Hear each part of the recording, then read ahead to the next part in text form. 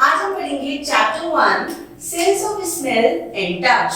तो बच्चों, हम सभी प्रीवियस क्लासेस में पढ़ के आए हैं कि हमारे पास सेंस ऑर्गन्स होते हैं जो हमें अपने आउटर वर्ल्ड को सेंस करने में, समझने में हेल्प करते हैं। तो आज हम इस चैप्टर में अपने sense of smell and sense of touch को जानेंगे। Our sense organs help us to know everything that happens around us. They help human beings and animals to move, talk, find food and escape danger. There are 5 senses which help us to know about our surroundings. They are sight from the eyes, sound from the ears, smell from the nose, taste from the tongue and touch from the skin. तो बच्चों, जैसे मैंने आपको बताया कि हमारे sense organs हमें help करते हैं हमारे आसपास की चीजों को जानने में। हमारे सेंस ऑर्गन्स की हेल्प से हम बात करते हैं, देखते हैं, सुनते हैं, चलते हैं और ये ह्यूमन बीइंग्स और एनिमल्स सभी को हेल्प करते हैं। बच्चों, हमारे टोटल 5 सेंसेस होते हैं और ये कौन कौन से हैं? नंबर 1 इज आवर साइट, यानी हमारी देखने की कैपेसिटी, और इसमें कौन मदद करती है? हमारी आईज। नंबर 2 इज स्मेल, और हम स्मेल किसकी हेल्प से करते हैं? With the help of our nose. Number 3 is hearing, और बच्चों हम किसकी हेल्प से सुनते हैं? With the help of our ears. Number 4 is our taste, और ये टेस्ट हम किसकी हेल्प से करते हैं? With the help of our tongue. और नंबर 5 इज हमारे को जो हम फील कर पाते हैं, जैसे मैंने अभी खुद को एक छोटा सा पिंच किया, तो ये मैंने किसकी हेल्प से फील किया? With the help of my skin. Suppose your teacher asks you to bring different material such as soft cotton buds, tissue paper, rubber clip, wooden block, an iron nail, etc. and asks you to touch these items one by one with your closed eyes and try to guess what you felt with your fingertips. तो बच्चों, अगर आपकी teacher ने आपको कुछ सामान लाने के लिए कहा, जैसे कि soft cotton birds, tissue paper, rubber clip, wooden block और आयरन नेल, और उसके बाद आपकी मैम ने आपको आईज क्लोज करके इन सभी चीजों को टच करके सेंस करने के लिए कहा with the help of your fingertips. तो बताइए आप सबको इनका टच कैसा लगेगा? Sense of touch, everything has a feel to it. What does a cotton bud feel like? तो बच्चों, सभी चीज जिसको भी हम टच करते हैं उन सभी का अपना एक फील होता है। जैसे जब हम अपनी स्किन को टच करते हैं हमें ये सॉफ्ट लगती है, लेकिन अगर हम अपने टीथ को टच करते हैं तो ये हमें पॉइंटेड लगते हैं। चलिए देखते हैं, जब आप कॉटन बड को टच करते हैं तो हमें कॉटन बड कैसी लगती है बच्चों? क्योंकि कॉटन सॉफ्ट होती है तो हमें कॉटन बड कैसी लगेगी? Soft. What does an iron nail feel like? यहाँ अगर जब हम एक आयरन नेल को टच करते हैं तो ये हमें कैसी लगती है? हार्ड। और अगर हम इसको इसके टिप से टच करेंगे तो हमें लगेगी pointed. Do both of these feel the same? तो बच्चों, क्या एक सॉफ्ट थिंग और एक हार्ड थिंग का फील सेम होता है? नो, हम दोनों को इनका फील सेम नहीं लगेगा। Nerve endings of each part of the body transmit some sensations. These sensations are understood as touch. Nerve endings are located just below the skin. When something touches you, even lightly, it presses one or more nerve under your skin. तो बच्चों, जो हमारी nerve endings होती हैं, ये हमारे body part में क्या transmit करती हैं? Sensations। और हम ये sensation कैसे समझ में आते हैं? हम इन्हें समझते हैं एज अ टच। ये नर्व एंडिंग्स हमारी स्किन में सब जगह नीचे प्रेजेंट होती है। तो जब भी कोई चीज हल्की सी भी हमें टच होती है, जैसे मैंने इस पेन के टिप को अगर हल्का सा भी अपनी स्किन पर टच करा, तो तुरंत ये नर्व एंडिंग्स जो होती हैं ये स्टिमुलेट होती हैं और ये फिर ये मैसेज मेरे ब्रेन को लेके जाती हैं। वहां मेरा ब्रेन समझता है कि जो भी चीज मुझसे टच हुई है उसका कैसा फील है। The nerves carry the messages to your brain. Your brain tells you what the object you touch feels like. There are different types of nerves to feel different objects. If you hold a bottle of cold drink, the nerve transmit message to your brain, it's cold. तो बच्चों, सभी चीजों को जो हम feel करते हैं उन सभी के लिए अलग अलग नर्व्स होती हैं। जैसे अगर हम एक कोल्ड ड्रिंक की बोतल को टच करते हैं तो हमारी नर्व क्या मैसेज लेके जाएगी कि ये ठंडी है। All parts of your body are sensitive to touch. Your fingertips and your tongue are more sensitive than your back. You will feel differently when one of your friend uses two hair bands held close together for touching your back. तो बच्चों, हमारी body में क्या कोई ऐसा part है जो touch sensitive नहीं है? अगर मैं आपकी चीज को पुल करूं तो आपको क्या फील नहीं होगा? हमें सब जगह टच फील होगा क्योंकि हमारे सभी बॉडी ऑर्गन्स टच सेंसिटिव होते हैं, लेकिन कुछ हमारे बॉडी ऑर्गन्स ज्यादा टच सेंसिटिव होते हैं एज कंपेयर टू अदर्स। जैसे कि हमारे फिंगर टिप्स और हमारी टंग, ये टच सेंसिटिव ज्यादा होते हैं as compare to our back. आप एक एग्जांपल लीजिए, अगर आपका फ्रेंड दो रबर बैंड्स को उसने बहुत क्लोजली एक साथ पकड़ रखे हैं, वो आपके बैक को टच कराएगा, तो आपके बैक को क्या मैसेज समझ में आएगा? You will feel that your friend is using only one rubber band. आपका बैक समझेगा कि आपके फ्रेंड ने खाली एक रबर बैंड यूज किया है, लेकिन अगर आप ब्लाइंड फोल्ड में होंगे और उन रबर बैंड को टच करेंगे तो आपकी फिंगर टिप्स इजीली सेंस कर लेंगी कि ये टू रबर बैंड्स हैं। However, your fingertips can feel the sensation of both the rubber bands easily. This is because you are more sensitive. Your more sensitive areas have nerves that are close together than they are in less sensitive parts. तो बच्चा ऐसा क्यों हुआ? क्योंकि जो हमारी back है वहाँ पे जो नर्व्स हैं वो इतनी पास नहीं है as compare to our finger tips. जो हमारे ज्यादा टच सेंसिटिव एरियाज होते हैं वहाँ पर नर्व्स जो है वो ज्यादा पास में होती हैं, इसलिए हमें ज्यादा सेंसेशन समझ में आती है। The nerves in your fingertips are close together. That is why you can feel more with your fingertips. It is the same with the soles of your feet. They are very sensitive to the sense of touch. तो बच्चों, जैसे हमारे finger tips में सभी nerves बहुत close हैं एक दूसरे के, इसी तरह जो हमारे सोल्स होते हैं फीट में, ये भी बहुत ज्यादा टच सेंसिटिव होते हैं और हमें यहाँ पे ज्यादा सेंसेशन फील होता है। चलिए अब पढ़ते हैं how do they feel. We all have gone through sensation like hot or cold, wet or dry, smooth or rough, stick or slippery, and soft or hard by touch. Name two things that feel. तो बच्चों, जब भी हम किसी चीज को touch करते हैं उसमें हमें कोई ना कोई सेंसेशन फील होती है और हमें सभी सेंसेशंस जैसे कि hot, cold, wet, dry, smooth, rough, sticky यानी चिपचिपा, स्लिपरी यानी जो चीज बहुत फिसलती है, सॉफ्ट और हार्ड, इन सभी को हमने सेंस करा है कभी ना कभी। तो चलिए अब हम कुछ कुछ सेंसेशंस देखते हैं और बताते हैं ये हमें कहाँ फील होती हैं। Number one is soft. तो बच्चों, सॉफ्ट हमें क्या लगती है? जैसे कि कॉटन एंड आवर चीक्स। जब भी हम अपने चीक्स को टच करते हैं, क्या हमें हमारे चीक्स हार्ड लगते हैं? No, they are soft. और बच्चों, हार्ड कौन सी चीजें होती हैं? जैसे कि वॉल। जब हम वॉल को टच करते हैं तो वॉल कैसे होती है बच्चों? Hard. And iron nail. Iron nail भी बच्चों कैसे होती है? हार्ड। अब बताइए स्मूथ। कौन सी चीजें आपको स्मूथ लगती हैं? कौन सी चीजें आपको रफ लगती हैं? वेट यानी गीली। कौन सी चीजें होती हैं जो हमें गीली लगती हैं? ड्राई। कौन सी चीजें हमें सूखी लगती हैं? हॉट। कौन सी चीजें हमें गर्म लगती हैं और कौन सी ठंडी? स्लिपरी, जैसे कि ऑयल, ये कैसा होता है? स्लिपरी। और स्टिकी कौन सी होती हैं? जैसे हमारी फेविकॉल। अब आप ये सारे अपने आप फिल कीजिए।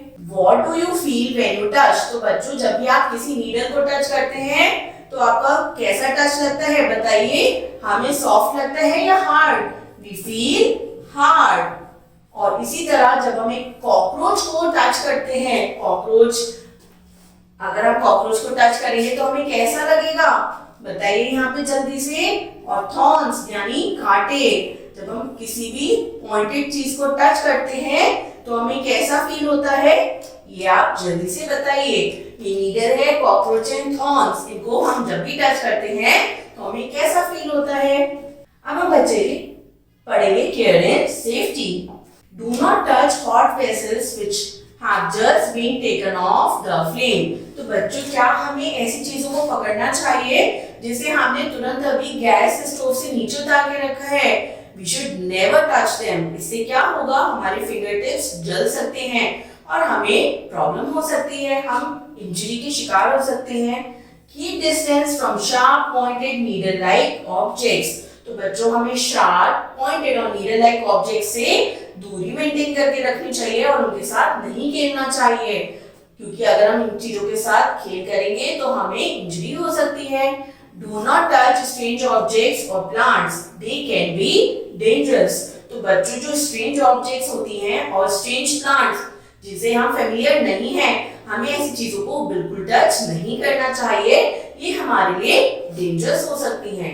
चलिए अब पढ़ते हैं sense of smell. Your nose works the same way as other sense organs work. Your nose help you identify good smell or bad smell. You smell bad when you pass by a cow dung, but you smell good when your mother fries frying in the kitchen. तो बच्चों हमारा sense of smell कैसे work करता है, जिस तरह हमारे बाकी सेंस ऑर्गन्स वर्क करते हैं उसी तरह हमारा सेंस ऑफ स्मेल भी वर्क करता है। आप बताइए, जब आप एक काव डंग यानी गोबर के पास से जाते हैं तो क्या आपको उसकी स्मेल प्लेजेंट लगती है? नो, हमें उसकी स्मेल बहुत गंदी लगती है और हम तुरंत क्या करते हैं, हम अपनी नोज को कवर कर लेते हैं। लेकिन जब हम अपने रूम में बैठे होते हैं और हमारी मदर कुछ टेस्टी टेस्टी हमारे लिए फ्राई करते हैं तो क्या उसकी स्मेल हमें खराब लगती है? नो, हमें उसकी स्मेल जो है बहुत प्लेजेंट लगती है और हम तुरंत क्या करते हैं, हमें उसके खाने की क्रेविंग स्टार्ट हो जाती है उसकी स्मेल से ही। This is because tiny bits of chemicals from the frying float around in the air. The tiny particles float into your nose through your nostrils. After entering your nostrils, the air moves up into the space at the top of the nose. This space is covered with special smelling cells. तो बच्चों ऐसा क्यों होता है कि हम एक दूसरे रूम में बैठे होते हैं और मम्मा जब कुछ फ्राई करती हैं हमें उसकी स्मेल आ जाती है, क्योंकि जो भी चीज फ्राई हो रही होती है उसके कुछ ऐसे केमिकल्स होते हैं जो एयर में फ्लोट करते हैं और एयर में फ्लोट करते करते ही हमारे नोज में एंटर करते हैं। नोज में एंटर करते ही बच्चों जैसे ये एंटर करते हैं ये हमारे टॉप ऑफ द नोज में जाते हैं और यहाँ पे क्या होते हैं, स्पेशल स्मेलिंग सेल्स होते हैं। The udder sticks to these cells and send nerve signals to the brain. अब अडर यानी ये खुशबू क्या होती है, ये हमारे स्पेशल स्मेलिंग सेल्स पे स्टिक हो जाती है और हमारी नर्व्स हमारे ब्रेन के पास ले जाती हैं मैसेज को। The brain identifies the source of the smell and tells you what it is. With each breath you take, your nose tells you something about the air around you. बच्चों तुरंत हमारा brain क्या करता है, इस smell के source को भी आइडेंटिफाई करता है और ये भी बताता है कि ये स्मेल कैसी है, अच्छी है या बुरी है। इस तरह हम अपने सेंस ऑफ स्मेल की हेल्प से अपने आसपास की एरियाज को इजीली स्मेल कर लेते हैं। बच्चों जब भी हम ब्रेथ लेते हैं हमारी नोज हमें आसपास के एयर के बारे में कुछ न कुछ बताती है। Some people immediately cover their nose with handkerchief when they smell objects like garlic, fish or rotted eggs. तो बच्चों कुछ लोग क्या करते हैं, तुरंत अपनी नोज को हैंकरचीफ से कवर कर लेते हैं। कब? जब भी वो गार्लिक, फिश और रॉटन एग्स की स्मेल को सूंघते हैं, क्योंकि सब लोगों को ये स्मेल प्लेजेंट नहीं लगती है। Some smells are very foul, such as the smell of a dead rat or any other decomposing body, the smell of an open gutter, human or animal excreta or stale water that is closed in a jar. तो बच्चों कुछ तो smell इतनी ज्यादा गंदी होती हैं, इतनी फाउल होती हैं कि हम उनको बेयर नहीं कर पाते हैं। और ऐसी कौन कौन सी स्मेल होती हैं, जब एक चूहा मरा हुआ होता है यानी एक डेड रैट, उसमें से एक अच्छी स्मेल आती है बच्चों? नो, हम तुरंत अपनी नोज को अच्छे से कवर कर लेते हैं। और इसी के साथ साथ अगर कोई ओपन गटर होता है या फिर ह्यूमन एक्सक्रीटर यानी कहीं अगर पॉटी पड़ी होती है तो हमें उसमें से बहुत फाउल स्मेल आती है और हम उसको बेयर नहीं कर पाते हैं, इसलिए हम अपनी नोज को तुरंत कवर कर लेते हैं। Some people are very sensitive or allergic to certain smells. They may not like the smell of certain kinds of food. We should respect the feelings of those who do not like strong smells. Though some people may be allergic to them, most people find the smell of a room fresheners, perfumes, deodorants, and aftershave lotion are very pleasant. The good smell has the ability to cover other foul smells. तो बच्चों आपने देखा होगा कुछ लोग क्या कहते हैं, मुझे इस स्मेल से एलर्जी है। तो बच्चों कुछ लोग होते हैं जिन्हें पर्टिकुलर फूड की स्मेल या फिर किसी रूम फ्रेशनर की, परफ्यूम्स की स्मेल पसंद नहीं होती है और वो उसको एलर्जी भी होते हैं उसके अगेंस्ट। तो हमें ऐसे लोगों की प्रेफरेंसेस को हमेशा रिस्पेक्ट देनी चाहिए और उनको इरिटेट नहीं करना चाहिए उस पर्टिकुलर स्मेल को बार बार सुंघाकर। और बच्चों अधिकतर लोगों को इससे क्या होता है, खुशी मिलती है। हर लोग एक पर्टिकुलर स्मेल से एलर्जिक नहीं होते हैं। क्या आपको रूम फ्रेशनर्स, परफ्यूम्स की स्मेल नहीं पसंद? मुझे तो बहुत पसंद है। आफ्टर लोशन इनकी स्मेल बहुत प्लेजेंट होती है और हमारा मूड एकदम रिफ्रेश हो जाता है। बच्चों क्या आप जानते हैं, एक गुड स्मेल के पास एक स्पेशल पावर होती है कि ये जो फाउल स्मेल्स है उसको इजीली कवर अप कर देती है।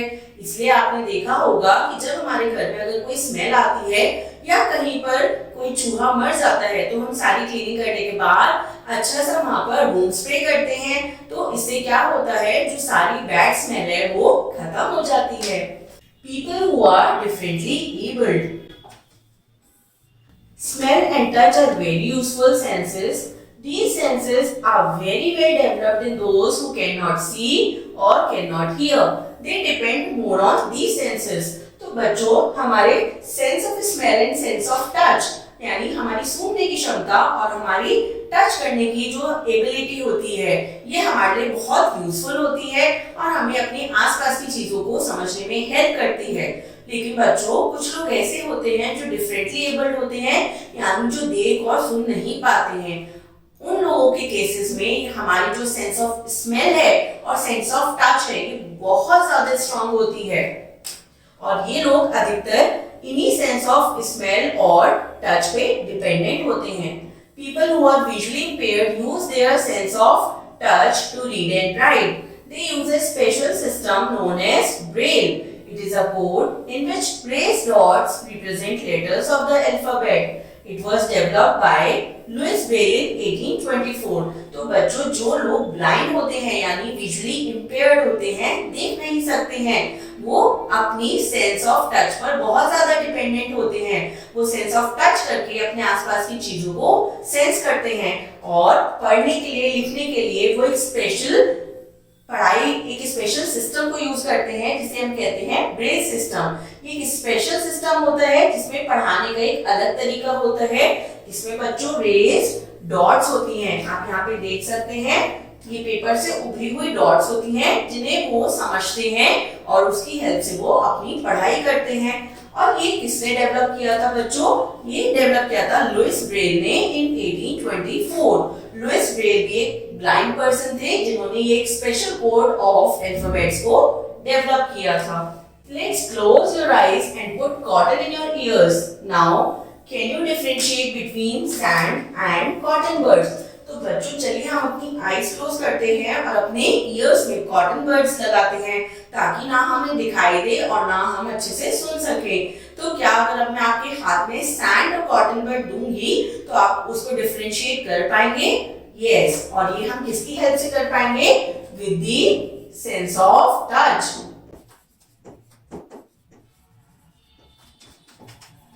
हम अपने टच की सेंस से इन दोनों चीजों को अच्छे से डिफरेंशिएट कर पाएंगे। We must be sensitive to the needs and feelings of differently abled people. As with everyone else, people with special needs do well in life if they are given a chance and a little help. So let us do whatever we can help them. तो बच्चों इसीलिए जो differently abled लोग हैं वैसी उनके पास एक disability होती है कि उनको अच्छे से सुनाई नहीं देता है या दिखाई नहीं देता है, तो इसलिए हमें उनकी अच्छे से रिस्पेक्ट करनी चाहिए और कभी भी उनका मजाक नहीं बनाना चाहिए, क्योंकि ऐसे लोग भी अपनी लाइफ में अच्छे से परफॉर्म कर सकते हैं अगर हम उनको थोड़ी सी हेल्प करें और उनको अपनी लाइफ में आगे बढ़ने में मदद करें। तो बच्चों बताइए आपको इस चैप्टर के बारे में और अपने सेंसेस के बारे में जान के कैसा लगा? I hope you enjoyed this chapter. Thank you.